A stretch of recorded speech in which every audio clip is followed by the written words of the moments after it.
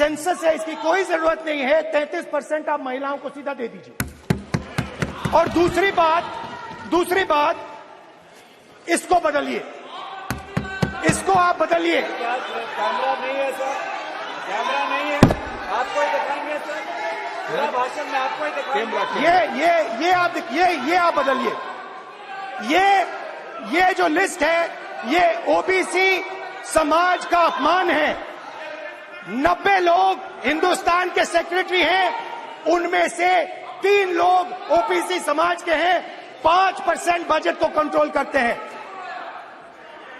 तो जल्दी से जल्दी आप कास्ट सेंसस कीजिए।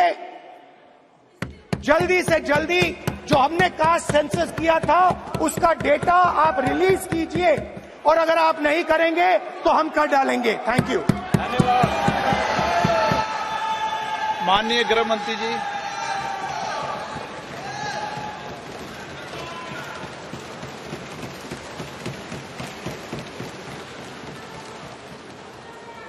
माननीय अध्यक्ष जी, सबसे पहले मैं आपका धन्यवाद करना चाहता हूं कि एक युग बदलने वाले विधेयक पर बोलने के लिए आपने मुझे अनुमति दी है। माननीय अध्यक्ष जी, संविधान को संशोधित करने वाले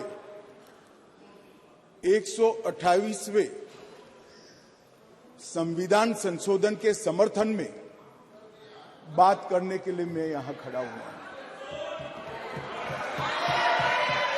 माननीय अध्यक्ष जी,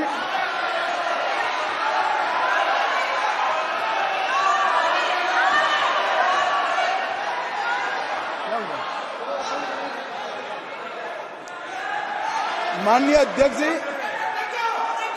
जिसको जाना है डरिए मत। अरे भाई डरो मत। नो, जिसको जाना है जाने दिया ऐसे क्यों? प्लीज, कोई भी सदन में रुक सकता है, जा सकता है। माननीय अध्यक्ष जी, प्लीज। नो। माननीय अध्यक्ष जी,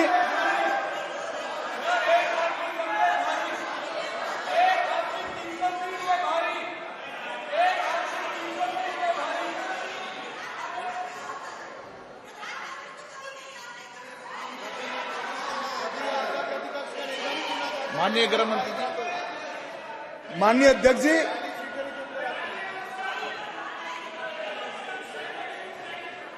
कल का दिन भारतीय संसद के इतिहास में स्वर्ण अक्षरों से लिखा जाएगा। कल गणेश चतुर्थी थी, कल संवत्सरी थी, कल नए सदन का पहली बार कार्य का श्री गणेश हुआ, और कल ही के दिन वर्षों से जो लंबित था वो महिलाओं को आरक्षण अधिकार देने का बिल इस सदन में पेश हुआ। माननीय अध्यक्ष जी, आपके माध्यम से मैं इस सदन के नेता और देश के प्रधानमंत्री श्रीमान नरेंद्र मोदी जी को हृदय से साधुवाद देना चाहता हूं कि 140 करोड़ की आबादी में 50% जिसका हिस्सा है वो मातृशक्ति को सच अर्थ में सम्मानित करने का काम माननीय प्रधानमंत्री जी ने किया। माननीय अध्यक्ष जी, ये जो संविधान संशोधन है, ये संविधान संशोधन जैसे ही दोनों सदन सबके सहयोग से पारित करते हैं, उसके साथ ही देश की लोकसभा और देश के सभी राज्यों की विधानसभाओं में 1/3 स्थान मातृशक्ति के लिए आरक्षित हो जाए। इसलिए ये बिल के अंदर अनुच्छेद 239 ए जो दिल्ली की विधानसभा से संबंधित है, उसमें बदलाव लेकर मेरे साथी मंत्री मेघवाल जी आए हैं। नया अनुच्छेद 330A जो लोकसभा में 1/3 मातृशक्ति का आरक्षण करेगा। नया अनुच्छेद 332A जो राज्यों की विधानसभा में 1/3 मातृशक्ति का आरक्षण करेगा। और इसके साथ साथ SC और ST वर्ग के लिए जितनी भी सीटें रिजर्व है उसमें भी 1/3 सीटें मातृशक्ति के लिए आरक्षित हो जाएगी।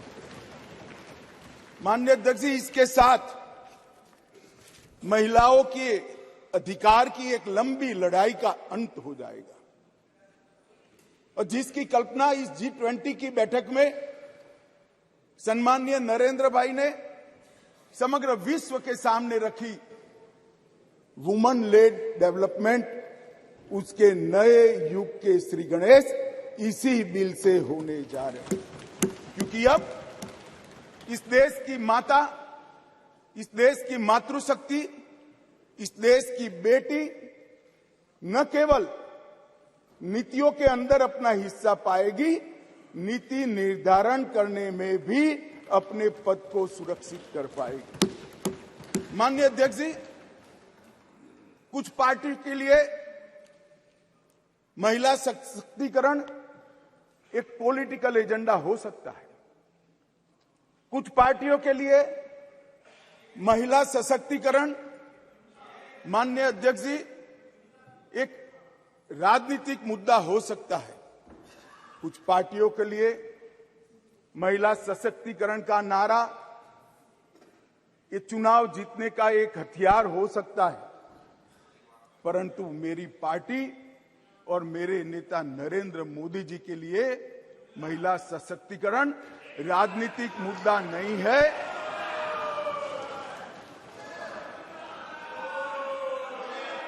फिर से सुनिए, मेरी पार्टी और मेरे नेता नरेंद्र मोदी जी के लिए महिला सशक्तिकरण राजनीतिक मुद्दा नहीं, मान्यता का सवाल है, मान्यता का सवाल। माननीय अध्यक्ष जी, किसी भी सिद्धांत के लिए किसी व्यक्ति या संस्था इसका आकलन करना है कि सिद्धांत के प्रति मान्यता कितनी दृढ़ है, तो कोई एक घटना, कोई एक कदम से नहीं बनाया जा सकता। प्रधानमंत्री नरेंद्र मोदी जी जब संगठन का काम करते थे, भारतीय जनता पार्टी के संगठन महासचिव थे गुजरात प्रांत के, और गुजरात में भारतीय जनता पार्टी की वडोदरा कार्यकारिणी हुई थी। उस ऐतिहासिक कार्यकारिणी में मोदी जी के रोल के कारण ही भारतीय जनता पार्टी के संगठनात्मक पदों में 1/3 रिजर्वेशन माताओं के लिए किया गया। और ऐसा करने वाले मैं गर्व से कह सकता हूं कि मेरी पार्टी सबसे पहली पार्टी है और मेरी पार्टी सबसे अंतिम पार्टी। माननीय अध्यक्ष जी, मोदी जी जब मुख्यमंत्री थे, ढेर सारे लोगों को मुख्यमंत्री रहते हुए ढेर सारी भेंटें मिलती हैं। ज्यादा से ज्यादा सभी लोग इसको तोशा खाना में आरक्षित रखवा देते हैं। मोदी जी ने उस वक्त निर्णय किया था और सार्वजनिक घोषणा भी की थी कि जितनी भी भेंट आएगी उसका ऑक्शन होगा और वो बच्चियों की पढ़ाई लिखाई के लिए खर्च की जाएगी। माननीय अध्यक्ष जी, सीएम रहते हुए भी उनको प्रधानमंत्री देश की जनता ने चुना। 2014 में उनको प्रधानमंत्री पद के प्रत्याशी घोषित करने के बाद चुनाव हुआ और 30 साल के बाद इस देश की महान जनता ने पूर्ण बहुमत की एक सरकार मोदी जी के नेतृत्व में बनाने का मैंडेट दिया। और जब सरकार बनाने का समय आया, तब मोदी जी का स्वाभाविक था कि मुख्यमंत्री पद से इस्तीफा देना और इस्तीफा देने के बाद ही वो प्रधानमंत्री बन सकते थे। तो मुख्यमंत्री पद से जब मोदी जी ने इस्तीफा दिया तब इनके बैंक अकाउंट में माननीय अध्यक्ष जी, भाई उनको जवाब न दो। इनके बैंक अकाउंट में जितना भी मुख्यमंत्री की तनख्वाह से और जितना भी पैसा बचा था वो सारा का सारा गुजरात सचिवालय की वर्ग 3 और 4 के कर्मचारियों की बच्चियों की पढ़ाई लिखाई के लिए। माननीय अध्यक्ष, इसके लिए कोई सर्कुलर नहीं था, इसके लिए कोई कानून नहीं बनाया था। यही मोदी जी थे जब गुजरात के मुख्यमंत्री थे, तब बेटी बचाओ बेटी पढ़ाओ का नारा देश भर में दिया और गुजरात में उनके प्रयासों से जन जागृति के माध्यम से कोई कानून के बगैर लिंग अनुपात के अंदर बहुत बड़ा परिवर्तन कर लाखों बेटियों को पृथ्वी पर आने का अधिकार इस नरेंद्र मोदी जी ने दोम धक की धूप में मई महीने में पटवारी से लेकर मुख्यमंत्री तक पूरी की पूरी सरकार 5 दिनों तक गर्ल चाइल्ड एनरोलमेंट के लिए गांव-गांव में जाती थी। कोई कस्बा ऐसा नहीं होता था जहां पर सरकार के पदाधिकारी नहीं जाते थे। पंच, सरपंच, जिला पंचायत के सदस्य, तहसील पंचायत के सदस्य, विधायक, सांसद, मुख्यमंत्री, मंत्री सभी लोग जाते थे और बच्चियों को पढ़ाने के लिए, उनके एनरोलमेंट के लिए और ड्रॉप आउट रेशियो के कम करने के लिए, उनको फिर से पुनः दाखला दिलाने के लिए गांवों में निवास करते थे। माननीय अध्यक्ष जी, बेटी बचाओ बेटी पढ़ाओ, इसका परिणाम क्या था? एक और तो लिंग अनुपात में बहुत बड़ा अंतर आया और दूसरी ओर कांग्रेस पार्टी जो लेगेसी छोड़कर गई थी गुजरात में, उसमें प्राइमरी एजुकेशन में 37% ड्रॉप आउट रेशियो था और मोदी जी जब मुख्यमंत्री से प्रधानमंत्री बनने के आए तब वो 30% ड्रॉप आउट रेशियो घटकर 0.70% माननीय अध्यक्ष जी, इसलिए मैं कहता हूं कि हमारे लिए राजनीतिक मुद्दा नहीं है, हमारी मान्यता का मुद्दा है, हमारे स्वभाव का मुद्दा है, हमारी कार्य संस्कृति का मुद्दा है। माननीय अध्यक्ष जी, जहां तक नरेंद्र मोदी जी की केंद्र में सरकार बनी, ये कह रहे हैं कि पहले भी हुआ था, पहले रोक लिया गया, ये सब बातें तो मैं बाद में बताता हूं, परंतु ये जो महिला सशक्तिकरण की बात है, ये संविधान संशोधन से जुड़ी हुई नहीं है।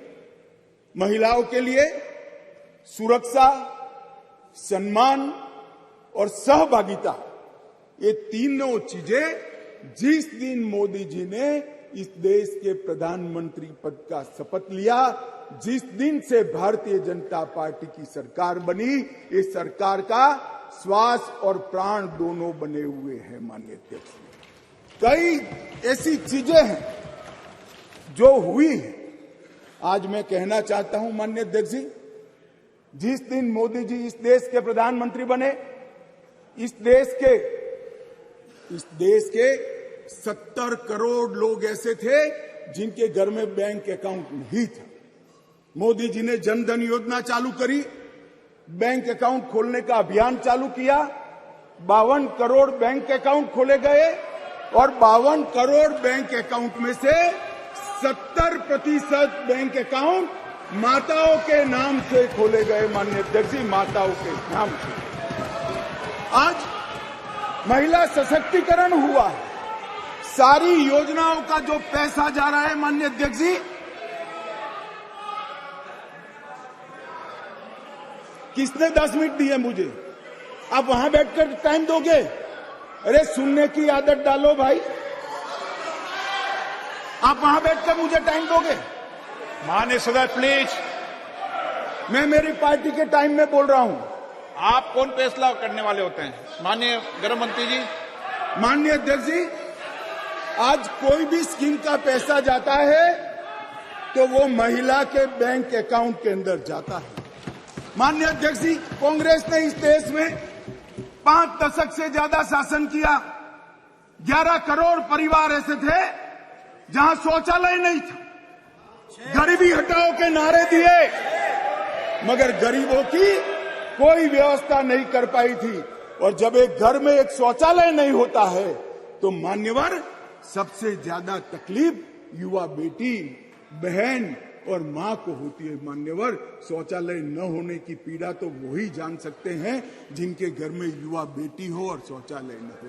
11 करोड़ घर ऐसे थे जिनके घर में शौचालय नहीं था। मोदी जी ने पहले 5 साल के अंदर ही 11 करोड़ 72 लाख सदन की सहमति हो तो इस विधेयक के प्रस्ताव को पारित होने तक और चर्चा होने तक सदन का समय बढ़ाया जाए। माननीय गृह मंत्री जी। मान्यवर, ये 11 करोड़ 72 लाख शौचालय बने, किसका एम्पावरमेंट हुआ? ये 11 करोड़ 72 लाख शौचालय बनने से माताओं का, बहनों का, बेटियों का सम्मान हुआ, उनका सशक्तिकरण हुआ। 10 करोड़ परिवार धुएं से युक्त थे। कंडे और टहनियां जलाकर आंख का नेत्रमणि खत्म हो जाता था, फेफड़े फाइब्रोसिस से भर जाते थे। 10 करोड़ घरों में एलपीजी का मुफ्त कनेक्शन देकर माताओं का सशक्तिकरण करने का काम किया। 3 करोड़ से ज्यादा माताओं को घर दिया और वो घर माता के नाम से करने का काम हमारे प्रधानमंत्री नरेंद्र मोदी जी। मान्यवर, 12 करोड़ घर ऐसे थे जहां पीने का पानी नहीं था।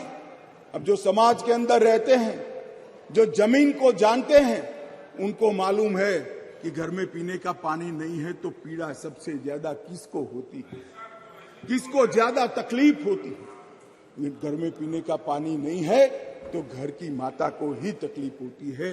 12 करोड़ परिवारों के घर में नल से जल पहुंचाने का काम नरेंद्र मोदी जी। हर घर के अंदर 80 करोड़ लोगों को हर घर में प्रति व्यक्ति प्रति माह 5 किलो अनाज फ्री ऑफ कॉस्ट देने की शुरुआत की। जब चूल्हा नहीं जलता है ना मान्यवर, बच्चे भूखे रहते हैं तो सबसे बड़ा चूल्हा तो नहीं जलता है मगर मां का दिल जलता है। मान्यवर, मां का दिल जलता है। ये भूखे परिवारों को 5 किलो अनाज प्रति व्यक्ति देने का काम हमारे नेता नरेंद्र मोदी जी ने। 3 करोड़ 18 लाख सुकन्या समृद्धि खाते खोले। मान्यवर, 3 करोड़ महिलाओं को मातृवंदना योजना के तहत फायदा पहुंचाया। मान्यवर, लगभग 26 सप्ताह का मातृत्व अवकाश, पेड मैटरनिटी लीव देने का काम हमारे नेता नरेंद्र मोदी जी ने। और एम्पावरमेंट क्या होता है माननीय अध्यक्ष जी?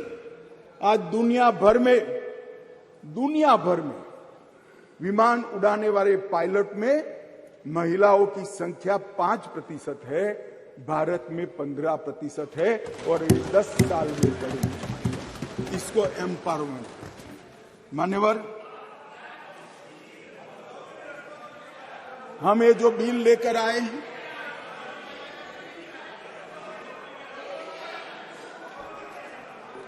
मान्यवर, ये जो बिल लेकर हम आए हैं, कई सारी साथी महिला सांसदों ने कहा कि महिला को रिजर्वेशन देकर नीचा नहीं दिखाना चाहिए। महिला भी उतनी ही सशक्त है जितना पुरुष सशक्त है। मैं आपसे एक कदम आगे जाता हूं। महिला पुरुष से भी ज्यादा सशक्त है, महिला पुरुष से भी ज्यादा। मगर समाज व्यवस्था ऐसी बनी है जिसके अंदर इस आरक्षण से अब डिसीजन मेकिंग में, पॉलिसी मेकिंग के अंदर महिलाओं की भागीदारी सुनिश्चित कर दी जाएगी। ये सम्मान करने के लिए एक आरक्षण है। मान्यवर, इस देश में जो भी रहता है, जिसकी जड़ें भारत से जुड़ी है, वो कोई भी महिला को कमजोर उबारने की गलती नहीं कर सकता। मान्यवर, दुर्गा, सरस्वती और लक्ष्मी 3 स्वरूप है देवियों के। दुर्गा शक्ति का स्वरूप है, सरस्वती विद्या का स्वरूप है और लक्ष्मी ऐश्वर्य का, वैभव का स्वरूप है। ये तीनों स्वरूपों में हमारे पुरखों ने, हमारी संस्कृति ने मां की ही कल्पना की है, कहीं और किसी की कल्पना नहीं की। मान्यवर, मगर प्रॉब्लम क्या है, प्रश्न क्या है? जड़ें भारत से नहीं जुड़ी है। मैं कहना नहीं चाहता जड़ें कहां जुड़ी है। जड़ें अगर भारत से जुड़ी है तो तकलीफ नहीं पड़ती। मान्यवर, मैं आज आपको कहना चाहता हूं, हजारों वर्ष से हमारे सांस्कृतिक प्रवाह और हजारों वर्ष के हमारे देश के इतिहास के अंदर कई सारी ज्ञान की नई नई विधाएं और ज्ञान के नए नए आयाम हुए। कहीं वेदों की ऋचा है, कहीं उपनिषदों के मंत्र हैं, कभी पुराणों के श्लोक पढ़े हैं। ऋग्वेद के कुल 422 मंत्रों में महिलाओं का महिमा मंडन करने का काम हमारे ऋषियों ने किया है। वेदों की रचना में योगदान देने वालों में गार्गी, मैत्रेयी, घोषा, विश्वम्भरा, श्रद्धा, संध्या, देवयानी, सची, अदिति, लोपामुद्रा, ये सारी माताओं ने वेदों को संवेदना से परिपूर्ण कर कर समग्र चराचर की चिंता करने वाली बनाए। माननीय अध्यक्ष जी, कहा जाता है अदिति को इंद्र की मां कहा जाता है। मान्यवर, अदिति चारों वेदों में पारंगत थी और चारों वेदों को पूर्ण करने में उन्होंने बहुत बड़ी भूमिका निभाई। मान्यवर, शासन की बात करें तो 10वीं शताब्दी में कश्मीर की रानी दिद्दा, कातकीय वंश की रुद्रमा 13वीं शताब्दी में रानी दुर्गावती, शिवाजी को शिवाजी बनाने वाली जिजाऊ, रानी चेन्नम्मा, महारानी अब्बका और महारानी लक्ष्मीबाई को इस देश का समाज और इतिहास कभी भूल नहीं सकता है। मान्यवर, शिक्षा और समाज सेवा के क्षेत्र में गार्गी, मैत्रेयी, सुलभा, वड़वा, प्रतिथेयी, अरुंधति और सावित्रीबाई फुले ने इस समाज को संपूर्ण बनाने के लिए अपना योगदान दिया। हमें बिल जो लेकर आए हैं मान्यवर, ये भाव से लेकर नहीं आए। एक प्रकार की समाज व्यवस्था बनी है और समाज व्यवस्था में एक क्षति है। एक क्षति को सुधारने के लिए, महिलाओं को प्रतिभागिता बढ़ाने के लिए, उनका सम्मान करने के लिए 50% आरक्षण देकर आज हम यहां पर आए हैं। मान्यवर, जहां तक ढेर सारे लोगों ने अलग अलग प्रकार की बातें की है मान्यवर, मैं आज यहां कुछ चीजों का जवाब भी जरूर देना चाहूंगा। मैं इससे पहले स्पष्ट कर देता हूं, कोई ये जवाब को अपने दिल से न लगा ले। मैं किसी भी दल के खिलाफ बोलना नहीं चाहता। बहुत मौके आएंगे जहां राजनीतिक उत्तर देने की जरूरत होगी, दमखम के साथ देंगे, डट कर देंगे। परंतु एक ऐसा मौका है जिसमें ये सदन ने समग्र देश को ही नहीं मान्यवर, आपके माध्यम से समग्र विश्व को ये संदेश देने की जरूरत है कि मोदी जी ने जिसकी कल्पना करी, एक वुमन लेड डेवलपमेंट के लिए पूरा सदन एक मत। मान्यवर, मगर कुछ चीजें यहां कही गई है, इसलिए मेरा बहुत जरूरी है कि इसकी स्पष्टता कर दी जाए।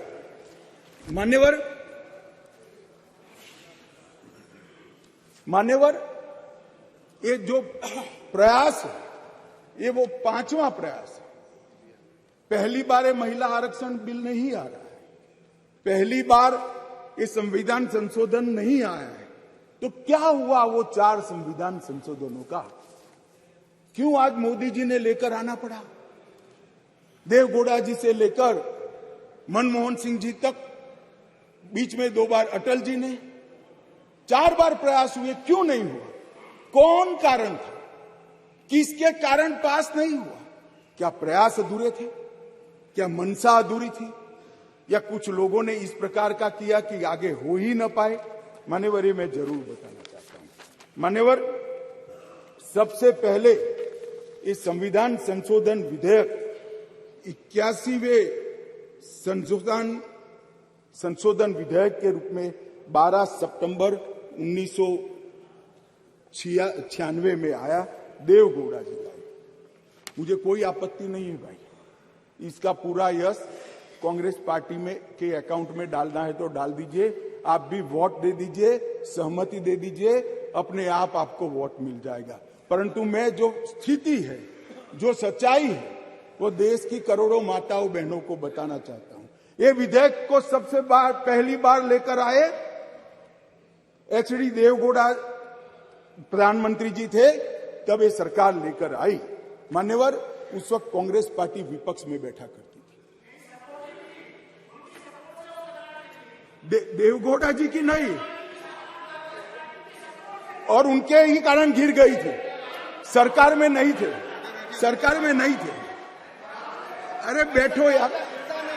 मान्यवर, विधेयक सदन में रखने के बाद विधेयक को गीता मुखर्जी की अध्यक्षता में एक संयुक्त समिति को दे दिया गया, और संयुक्त समिति ने 9 दिसंबर 1996 को अपनी रिपोर्ट दे दी, परंतु दुर्भाग्य से विधेयक कभी सदन तक पहुंच नहीं पाया, आया ही नहीं।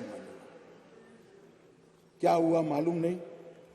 और जब 11वीं लोकसभा का विघटन हो गया तो अनुच्छेद 107 के तहत इस विधेयक को लैप्स माना गया और विधेयक वही चला गया। मान्यवर, फिर अटल जी प्रधानमंत्री बने। 14 दिसंबर 1998 में 84वां संविधान संशोधन विधेयक आया, और ये विधेयक 12वीं लोकसभा के विघटन के साथ समाप्त हो गया, क्योंकि इसको पेश ही नहीं करने दिया। कुछ दृश्य हुए थे इस सदन में, मैं बोलना नहीं चाहता। अडवाणी जी के हाथ से बिल छीन लिए गए। नहीं, वो ठीक है। नहीं, अभी भी कर रहे हो ना आप, अभी भी कर रहे हो मान्यवर। और 12वीं लोकसभा के साथ अनुच्छेद 107 के तहत वो विलोपित हो गया। फिर 13वीं लोकसभा में अटल जी ही प्रधानमंत्री थे, और हम फिर से बिल लेकर आए, और उस पर भी चर्चा नहीं हो पाई। अब किसने नहीं की, किसने नहीं की, इसमें मैं जाना नहीं चाहता, क्योंकि आज मैं किसी को दोषारोपण करने के लिए नहीं आया हूं। मगर इस संसद ने, इस सम्मानीय गृह ने कभी न देखे हो इस प्रकार के कुछ दृश्य 13वीं लोकसभा में देखे, जो पुराने अनुभवी सांसद है उन्होंने देखे हैं मान्यवर। और वो भी अनुच्छेद 107 के तहत विलोपित हो गया। इसके बाद में संविधान का 108वां संशोधन डॉक्टर मनमोहन सिंह जी लेकर आए। मनमोहन सिंह जी संशोधन लेकर आए, वो पहले राज्यसभा में रखा, राज्यसभा में संशोधन पारित हुआ, उसके बाद में लोकसभा में लाने का मौका ही नहीं हुआ, और वो विधेयक भी विलोपित हो गया। तो कल जो मैं कहता था अधीर रंजन जी कि विधेयक, आपने कहा कि विधेयक अभी लंबित है, लंबित नहीं है, जिंदा नहीं है, जीवित भी नहीं है। बैठ जाओ, मैं समझा देता हूं। आप बैठ जाइए, मैं समझा देता हूं। मान्यवर, जब लोकसभा का विघटन होता है, लोकसभा जब विघटित हो जाती है, तो अनुच्छेद 107 के तहत लंबित विधेयक जितने भी है वो विलोपित हो जाते हैं, यहां पर नहीं रहते। नहीं, कल उन्होंने सवाल किया था कि विधेयक क्यों फिर से लाना पड़ा, हमारा विधेयक पड़ा है। नहीं पड़ा है, इसलिए विधेयक फिर से लाया।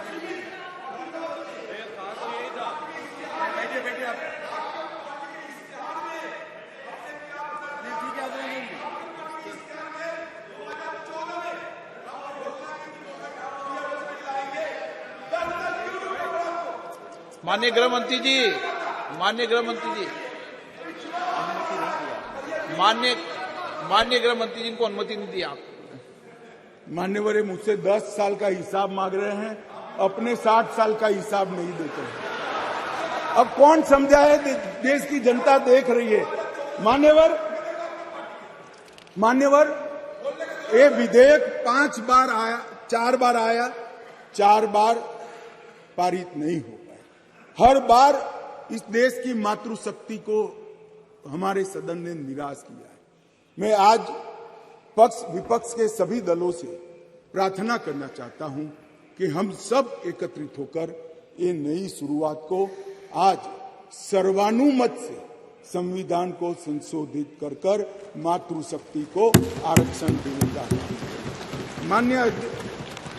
मान्यवर, मैंने पहले ही कहा कि मैं कोई राजनीतिक उठापटक या जवाब देना नहीं चाहता, परंतु कई सारे सवाल उठाए गए।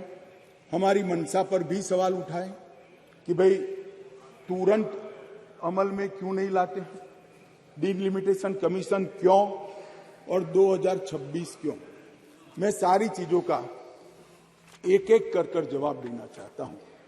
माननीय अध्यक्ष जी, पार्लियामेंट में रिजर्वेशन की जो प्रोविजन है वो आर्टिकल 330 में है और ये इसी तरह से विधानसभाओं में आरक्षण का जो प्रावधान है ये आर्टिकल 332 में है। ये दोनों रिजर्वेशन अनुसूचित जाति और जनजाति को लागू होती है, दोनों को लागू होती है। मान्यवर, अभी बहुत सारे सवाल उठाए गए, ओबीसी क्यों नहीं, डिलिमिटेशन कमीशन क्यों और क्यों इतनी देरी कर रहे हैं। मैं सारों के जवाब देना चाहता हूं। सबसे पहला जवाब इस बात का है कि अभी जो विद्यमान संविधान है उसमें 3 कैटेगरी के सांसद यहां चुनकर आते हैं। एक सामान्य कैटेगरी से आते हैं जिसमें हमारे ओबीसी भाई भी होते हैं, बहनें भी होती हैं। दूसरा एससी कैटेगरी से आते हैं और तीसरा एसटी कैटेगरी। अभी ये 3 ही कैटेगरी उपलब्ध है मान्यवर। ये तीनों कैटेगरी में हमने 33% रिजर्वेशन माताओं का कर दिया है। और जहां तक सवाल है कि ऐसा क्यों किया, जो आगे मैंने कहा कि डिलिमिटेशन कमीशन क्यों बनाया, प्रोविजन क्यों रखा है और 2026 क्यों, मैं अब इस पर आता हूं मान्यवर। अभी जो संविधान संशोधन आया है इसमें आर्टिकल 330A और आर्टिकल 332A इसके माध्यम से वुमेन रिजर्वेशन का प्रोविजन हमने किया है। और इसी के साथ साथ तीनों कैटेगरी में, सामान्य कैटेगरी में, एससी कैटेगरी में और एसटी कैटेगरी में वर्टिकल रिजर्वेशन देकर 1/3 सीटों को महिलाओं के लिए, माताओं के लिए आरक्षित करने का काम ये संविधान संशोधन जो मेघवाल जी लाए हैं उसको लेकर आए हैं। मान्यवर, अब डिलिमिटेशन कमीशन को पहले हम समझ लें। डिलिमिटेशन कमीशन हमारे देश की चुनाव प्रक्रिया को निर्धारित करने वाली एक महत्वपूर्ण इकाई का कानूनी प्रावधान है और वो अपॉइंटमेंट से होती है, मगर वो क्वासा जुडिशियल प्रोसीडिंग्स होती है। इसकी अध्यक्षता सुप्रीम कोर्ट के रिटायर्ड जज करते हैं। इसके अंदर चुनाव आयुक्त के एक प्रतिनिधि भी होते हैं और भी 2-3 संस्थाओं के प्रतिनिधि होते हैं जो चुनाव की प्रक्रिया के साथ जुड़े हुए होते हैं। और इसके कानून के तहत सभी मान्य राजनीतिक दलों के एक सदस्य भी उस डिलिमिटेशन कमीशन के मेंबर होते हैं। अब 1/3 मान्यवर 1/3 सीटों का रिजर्वेशन करना है तो वो सीटों कौन तय करेगा? ये जो कह रहे हैं क्यों नहीं कर देते, कौन करे? हम करें और फिर वायनाड रिजर्व हो गया है तो आप क्या करोगे? हमको कहोगे कि भाई पॉलिटिकल कर दिया। ओवैसी साहब नहीं, अगर हैदराबाद रिजर्वेशन होगा, रिजर्व हो गया, तो कहोगे कि भाई पॉलिटिकल रिजर्वेशन कर दिया। इसलिए ये बहुत अच्छा है कि ये डिलिमिटेशन कमीशन जो क्वासा जुडिशियल प्रोसीडिंग से चलता है, हर राज्य में जाकर, हर क्षेत्र में जाकर ओपन हियरिंग देकर ट्रांसपेरेंट पद्धति से इसका नीति निर्धारण करता है, वो डिलिमिटेशन कमीशन से इसका निर्धारण हो। इसके पीछे केवल और केवल पारदर्शिता का ही सवाल है मान्यवर। कोई पक्षापक्षी नहीं होनी चाहिए। और मान्यवर, मैं इतना ही कहना चाहता हूं कि कुछ लोगों ने आज सोशल मीडिया में भूमिका बनाना शुरू की है। हालांकि बहुत मुझे अच्छा लगा, सबको मैंने सुना है, सबने समर्थन करने का अपने भाषणों के अंदर वादा किया है, परंतु सोशल मीडिया में कुछ लोग भूमिका बना रहे हैं कि भाई इस विधेयक को इसलिए समर्थन न करो कि इसमें डिलिमिटेशन कमीशन का है और अभी के चुनाव में नहीं होगा। कुछ लोग कह रहे हैं इसमें ओबीसी आरक्षण नहीं है, मुस्लिम आरक्षण नहीं, इसलिए समर्थन न करो। मैं अलग कहता हूं, अब समर्थन नहीं करोगे तो क्या जल्दी आरक्षण आ जाएगा? तो भी 29 के बाद आएगा। समर्थन कर दो, गारंटी हो गई। फिर जो सरकार आएगी उसमें जो बदलाव करेगी वो भी होगा। एक बार श्री गणेश तो करो, गणेश चतुर्थी के दिन ये संविधान संशोधन विधेयक आया। एक बार शुरुआत करनी चाहिए और एक बार शुरुआत करें, उसके बाद पहला डिलिमिटेशन कमीशन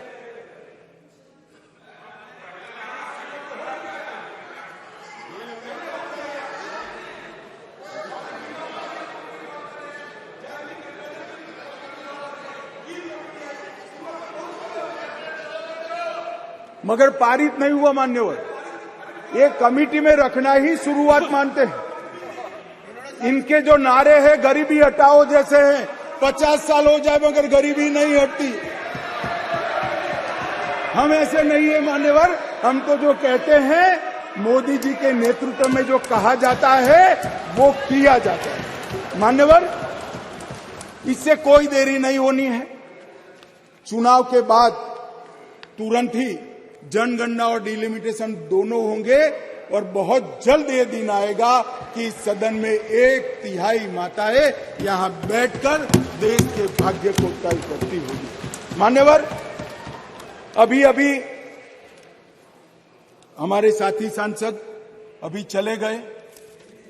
उन्होंने कहा देश जो लोग चलाते हैं, अब सब लोगों की अपनी अपनी समझ होती है।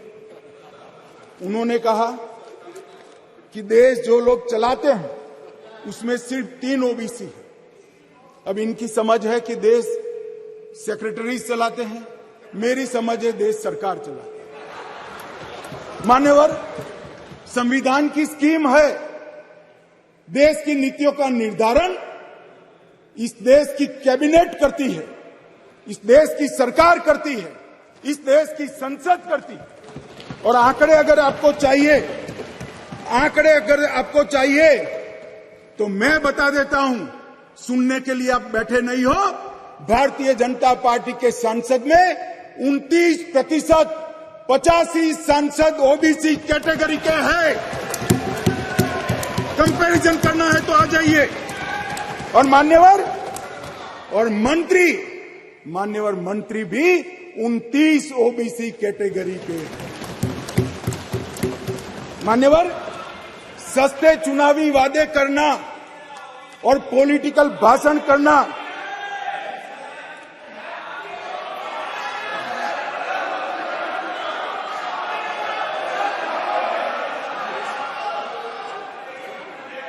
दादा, नए सदन में तो उम्र के हिसाब से कुछ करिए मान्यवर। बीजेपी के ओबीसी एमएलए 1358 में से 365 है, 27% है। ये सभी ओबीसी का राग आलापने वालों से ज्यादा है मान्यवर। बीजेपी के ओबीसी एमएलसी 163 में से 65 है, 65 है, 40% है। ये 33% की बात करते हैं। मान्यवर, चुनावी भाषण करना बहुत ठीक है, कोई एनजीओ बनाकर दे देता है, चिट्ठियां आकर पढ़ जाना ठीक है। भैया मन से पिछड़ा वर्ग का कल्याण करने का काम हमारे नेता नरेंद्र मोदी जी ने किया। नरेंद्र मोदी जी जब पहली बार संसद के अंदर नेता चुने गए, मोदी जी जब पहली बार संसद के अंदर नेता चुने गए और कहा गया उनको भाषण करने के लिए, लिखा हुआ भाषण एक साइड पे रह गया। उन्होंने कहा 2014 में मेरी सरकार दलितों की सरकार है, आदिवासियों की सरकार है, पिछड़ों की सरकार है, महिलाओं की सरकार। और मान्यवर, आज देश के 80 करोड़ गरीबों को घर, शौचालय, बिजली, पानी, दवाई, गैस का सिलेंडर और खाने के लिए अनाज देने के बाद आज माताओं के लिए 33% आरक्षण नरेंद्र मोदी जी लेकर आए हैं। और मोदी जी ने ये जो वादा किया था, मान्यवर, ये जो वादा किया था वो मोदी जी ने पूरा किया है। और ये सारे जो ओबीसी का राग आलपते हैं, उनको मैं कहना चाहता हूं, आपकी पार्टियों ने कभी ओबीसी प्रधानमंत्री नहीं बनाया, भारतीय जनता पार्टी ने ओबीसी प्रधानमंत्री बनाया। मान्यवर, इसलिए मैं सभी दल के सांसदों को एक विनती करना चाहता हूं, आपको लगता है इसमें कुछ अधूरा है तो कल सुधार लेंगे, मगर हम जो लेकर आए हैं वो महिलाओं के सम्मान की बात है। कृपया उसका समर्थन कीजिए। 4 बार इस संसद को, देश की माताओं को हमने निराश किया है। इस बार राजनीतिक पक्षापक्षी से ऊपर उठकर दलगत राजनीति से ऊपर उठकर हम सब ये विधेयक का समर्थन करें। और यश आपका भी है, हमारा भी है, छोटे से छोटे निर्दलीय सांसद का भी है। ये यश संसद का है, सदन का है। हम सब मिलकर इसको पारित करें, यही मेरा सबसे अनुरोध है।